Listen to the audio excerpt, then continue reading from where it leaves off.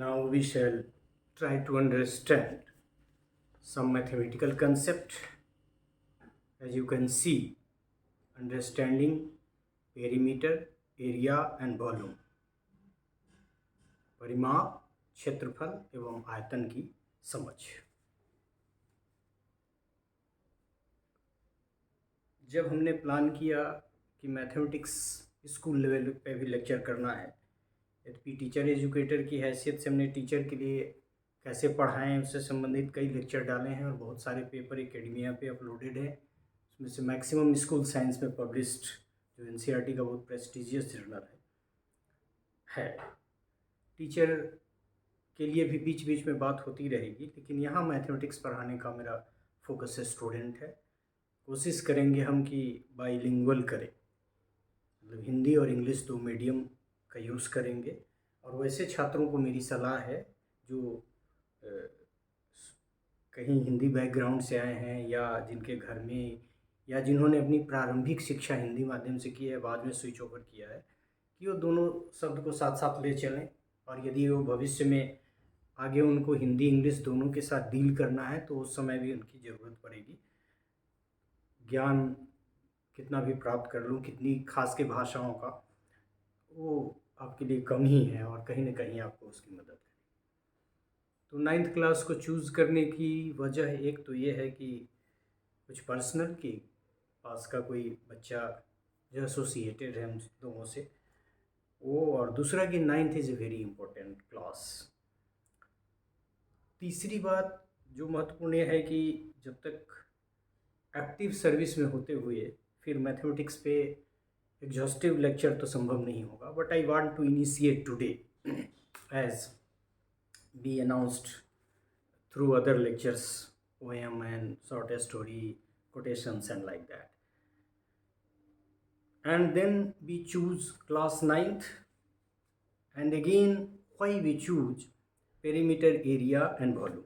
If you will peep into the NCERT class 9th textbook, there are 15 chapters and 6 chapters among 15 chapters are directly based on these concepts. As for example, triangle, quadrilaterals, area of parallelograms and triangles, circles, Heron's formula, surface area and volumes. इसके अतिरिक्त जो construction है या geometrical concept है, that cannot be understood properly if we don't understand the perimeter, area and volume. To solve a mathematical problem is not mathematics. Rather, the mathematics is to understand the concept as your own. The famous educationist and psychologist J.S. Brunner, through his concept attainment model, though it is for concept formation as a model, taught the mathematical concept to be taught on the basis of common characteristics and attributes. And this is very true with respect to geometry and mensuration. So if we talk about the perimeter, area and volume, ultimately we are talking in terms of the mensuration and some part of geometry as well. So let us learn the concept perimeter. Perimeter is the total length around the outside of a shape. किसी आकृति की सभी भुजाओं के माप को परिमाप कहते हैं। जैसे हम मान लीजिए कि 3 भुजाओं से ये घिरा क्षेत्र है ट्रायंगल, फिर 4 भुजाओं से घिरा कोई ऐसा क्षेत्र है, फिर 5 भुजाओं से घिरा कोई क्षेत्र है, या फिर 6 भुजाओं से घिरा कोई क्षेत्र है। अब गिन लेंगे आप इस सब के आउटर जो है, जैसे यहाँ मान लीजिए कि ए बी सी, एक एग्जाम्पल हम देंगे, तो A B plus B C plus C, ये जो आउटर पार्ट है इस सब को यदि हम जोड़ देंगे, या मान लीजिए कि आप तिल्ली से आप एक ट्रायंगल बनाते हैं और उस सारी तिल्ली को फिर खोल के एक लाइन में रख देते हैं, तो जितना ही होगा उतना ही ये पेरीमीटर होगा, उतना ही परिमाप का मान होगा।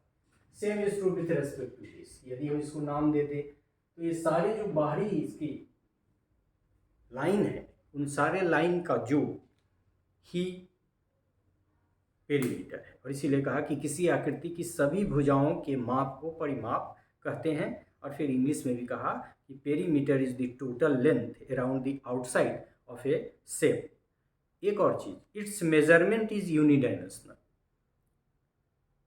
यूनिडायमेंशनल इन द सेंस कि जब भी आप पेरीमीटर को लिखेंगे तो आप मीटर में लिखेंगे, सेंटीमीटर में लिखेंगे, फीट में लिखेंगे।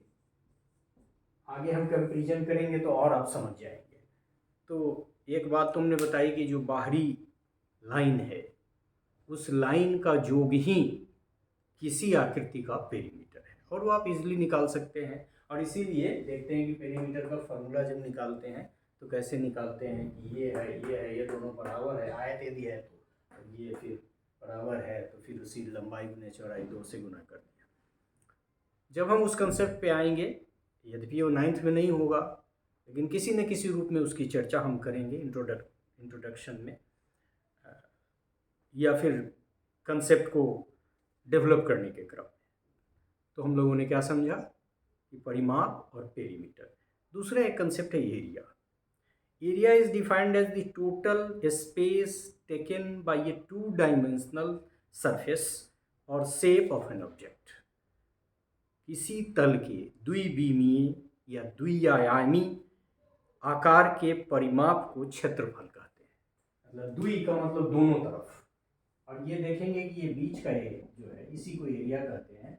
और ये दो डायमेंशनल, मतलब इसका यहाँ से घिरा हुआ इस तरह से 2 डायमेंशन और इससे घिरा हुआ, तो जितनी भी आकृति है जो जिसमें 2 डायमेंशन दिखता है वो सारी की सारी आकृति का हम एरिया निकाल सकते हैं, जिसमें आपका स्क्वायर आएगा, ट्रायंगल भी आएगा, इसके बाद आपका ये जितनी भी और भी रूम्बस वगैरह का जो कंसेप्ट है वो सारा चीज़ आएगा।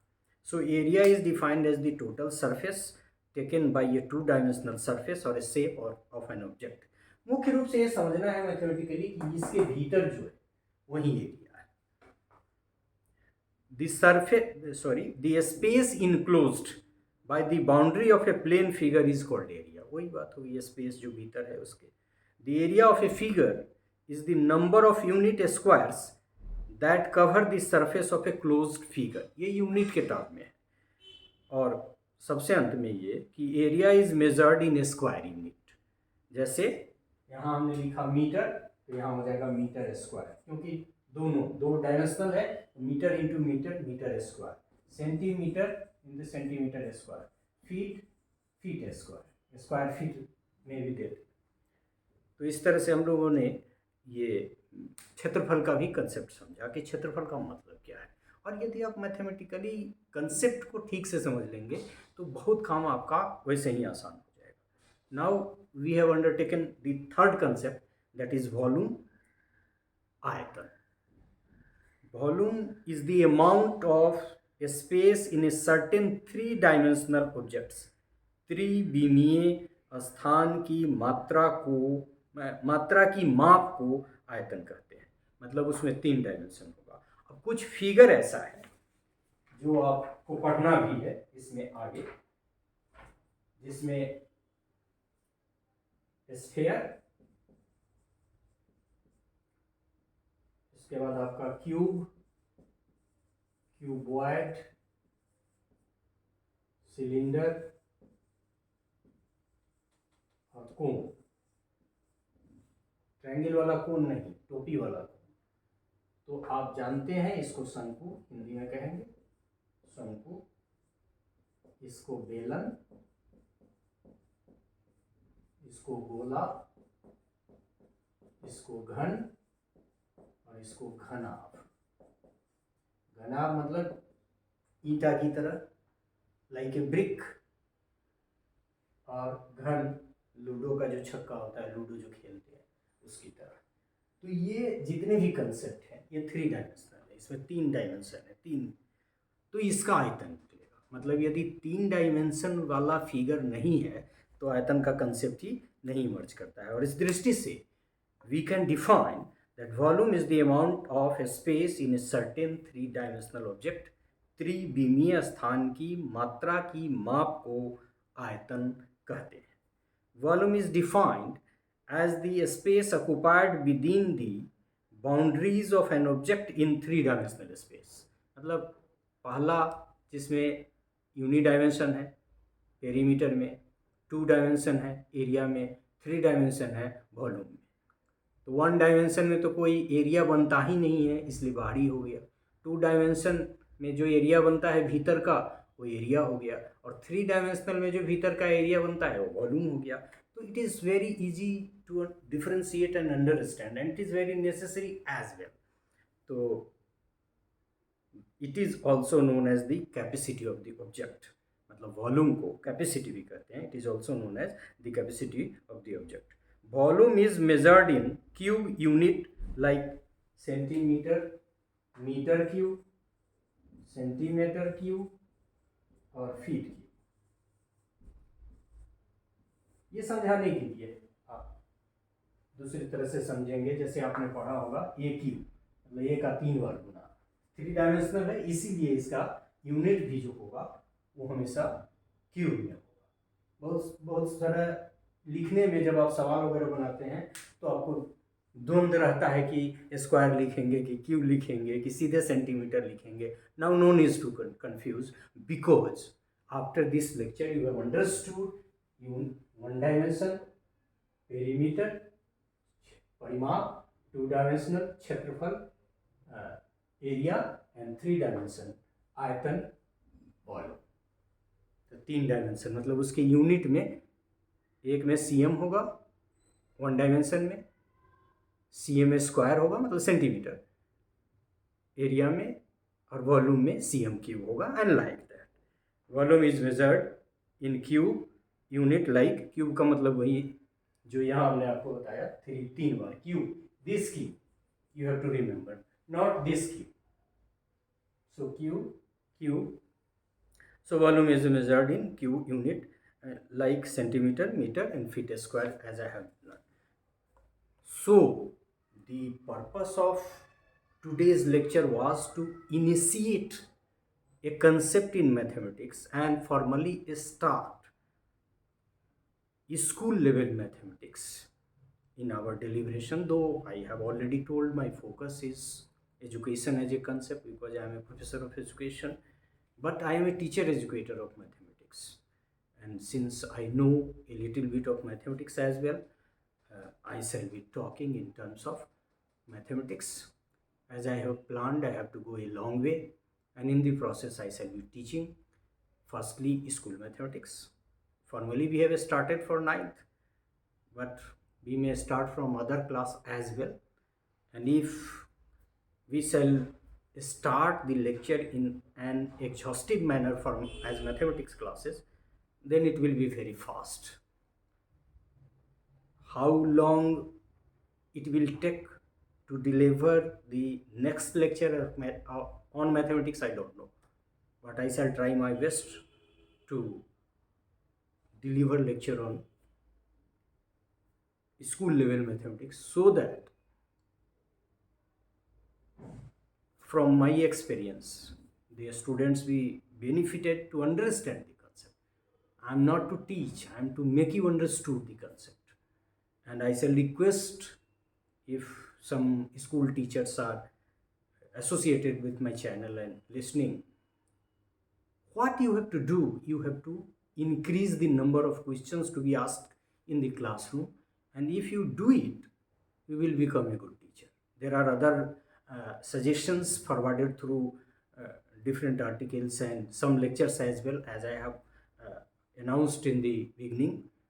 So if I could help to a mathematics teacher, and especially the youngest students of mathematics at a school level, I shall be happy. Thanks for today's lecture based on understanding perimeter, area and volume. Thank you.